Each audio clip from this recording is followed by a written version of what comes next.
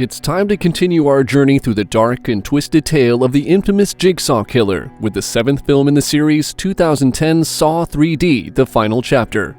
Please sit back, relax, and take a seat as we invite you to join us further into the realm of chilling recaps that is our channel, Sinister Snapshots.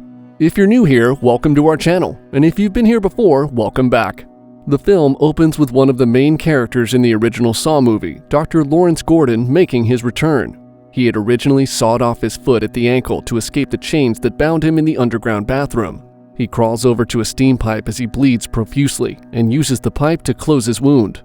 The scene cuts to a storefront in a shopping center where two men, Brad and Ryan, wake up chained to a buzzsaw as startled onlookers watch through the glass. Soon after, a tarp falls, revealing a woman, Dina, suspended above a third saw.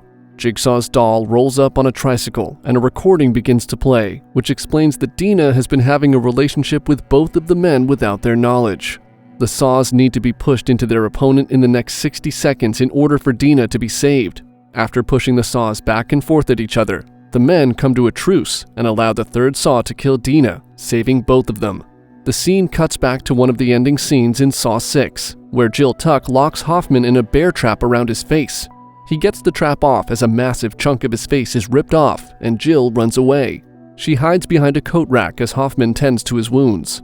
Jill goes on to request the help of a detective named Matt Gibson, and she offers details that can incriminate Hoffman in exchange for protection and immunity from also being prosecuted. Next, a man named Bobby Dagan is being interviewed on a talk show. Bobby is a self-help guru who fabricated a story where he survived a jigsaw trap. Later on, Jill Tuck has a dream that she was abducted by Hoffman. In her dream, she's chained down a corridor with Hoffman standing on the other side.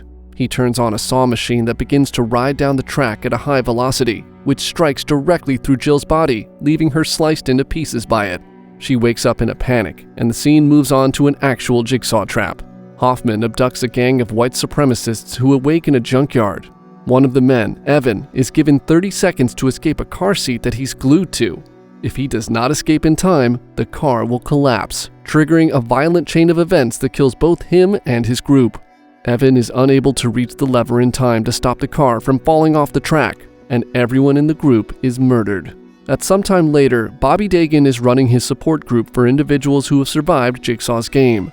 A woman has a difficult time discussing her experiences, and another woman from the previous film, who had to cut her arm off to survive the trap, interrupts because she's unable to see any positive outcome that stemmed from her game. This causes Bobby to begin to explain why all of the survivors, including himself, should be proud of what they've all went through in facing Jigsaw. After his speech, Dr. Lawrence Gordon enters the scene, sarcastically chastising Bobby for his film crew that's recording the support session. As Bobby walks back to his car after the session, he is abducted. Detective Gibson gets a call about the crime scene at the junkyard and urgently responds to the scene.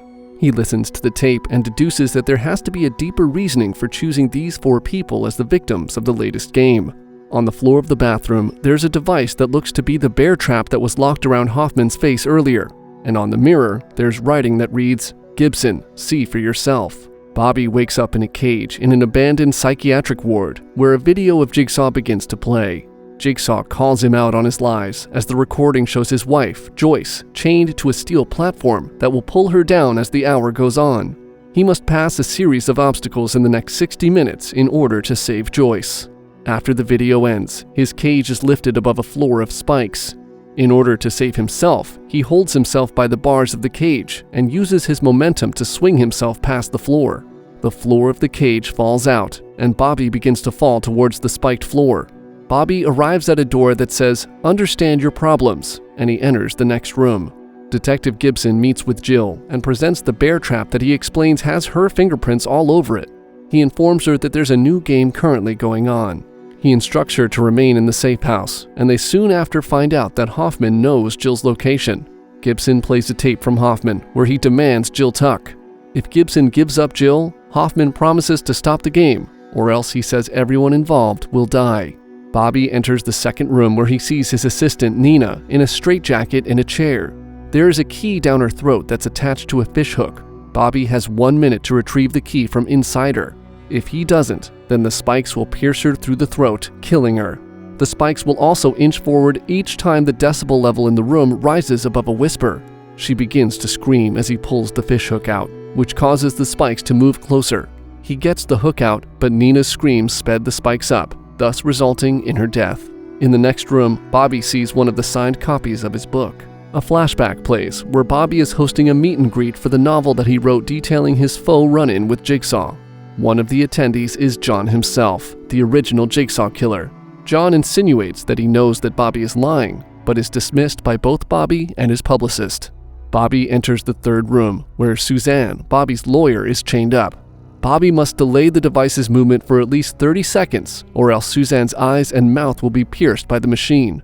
In order to delay the machine, Bobby must step into another machine and lift the bars to their highest possible position to close the circuit for long enough to slow the device. However, as Bobby lifts the machine, spikes pierce his sides. He fails, and Suzanne is killed by the spikes, and Joyce is brought lower towards the floor. Bobby enters the next room, where Cale, his best friend, is blindfolded and attached to a noose across the room that's missing most of its floor. Bobby needs to guide Cale across the planks within 60 seconds in order to save him by unlocking his noose with a key. Bobby throws Cale the key, but he misses it and time expires. He's lifted by the noose and dies. Bobby reunites with Joyce after being directed to pull 2 of his own teeth to obtain the combination for the lock on the door to her room. During this, Gibson discovers the location of Bobby's game and sends a SWAT team to the location.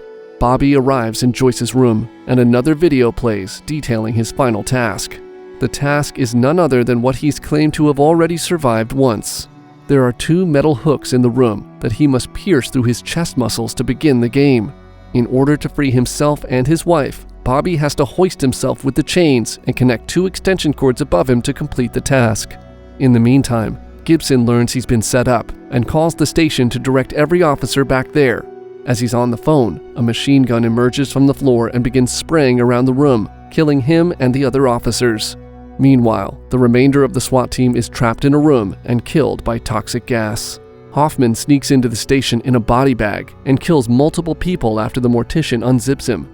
Hoffman finds Jill Tuck's holding cell after his murderous rampage and enters. As he approaches her, she stabs him in the neck with a scissor. Jill tries to escape as Hoffman follows after her. As this is happening, Bobby makes it to the extension cords, but the chains in his chest pull his skin out and he falls before he can connect them. The clock expires and Joyce descends further into the ground where a metal chamber surrounds her.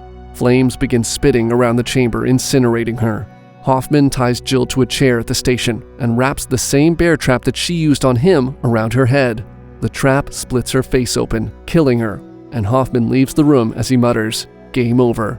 He sets fire to his warehouse as 2 people in pig masks sneak up on him, attacking him.